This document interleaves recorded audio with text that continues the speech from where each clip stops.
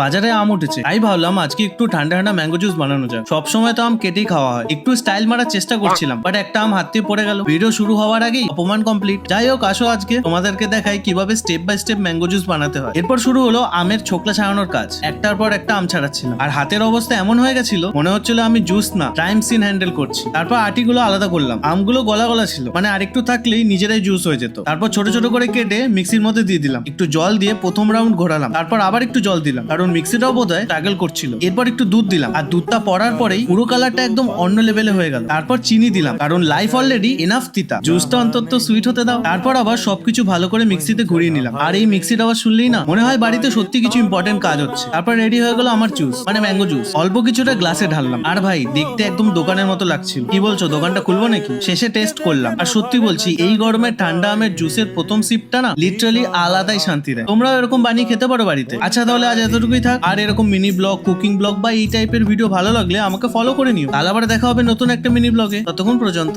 Tata.